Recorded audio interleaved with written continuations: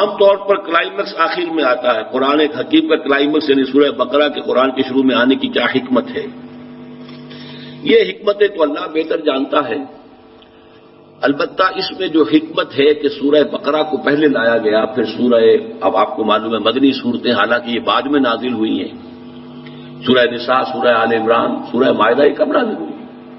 مدنی طور میں. سورہ مائدہ تو بالکل آخری زمانے میں آئی. شروع میں کیوں رکھا گیا ہے؟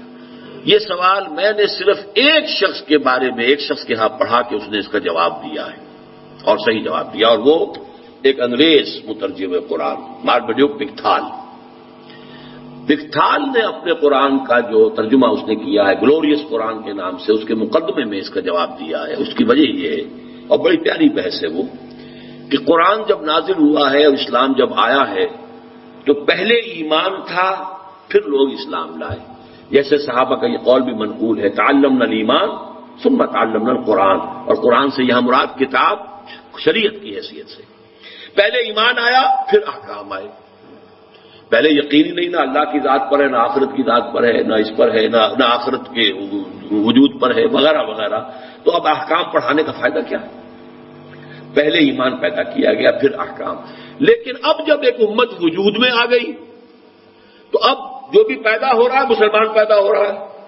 اب اسلام مقدم ہو گیا، ایمان جو ہے وہ تو اللہ تعالیٰ جس کو بھی دے دے گا، لیکن یہ کہ مسلمان تو وہ ہے. اب یہاں مقدم شریعت ہے اور اس کے بعد اللہ تعالیٰ اس شریعت پر عمل کرنے والے شخص کو اس کے اندر یقین کی کیفیت بھی رفتہ رفتہ عطا کر دے گا. یا جو یقین اور یقین کی دولت چاہیں گے انٹلیکچوئل لیول پر، وہ قرآن مجید کے ذریعے سے، اس میں غوطہ زنی کے ذریعے سے، قرآن میں ہو غوطہ زن اے مرد مسلمان، ایمان حاصل کر لیں گے. قانونی ایمان تو اب موجود ہے نا. آپ 7 سال کے بچے کو نماز پڑھائیے اور 9 سال کا ہو جائے نہ پڑھے تو ماریے اس کو. اس کی کنڈیشننگ کیجئے کہ وہ اب تمام ان شعائر اسلامی کا پابند ہو جائے، اس کی کنڈیشننگ ہو جائے اس کے مطابق. ظاہر بات ہے کہ ابھی شعور کی سطح پر تو وہ آیا ہی نہیں، اور شعوری ایمان کا تو ابھی کچھ سوال ہی پیدا نہیں ہوتا.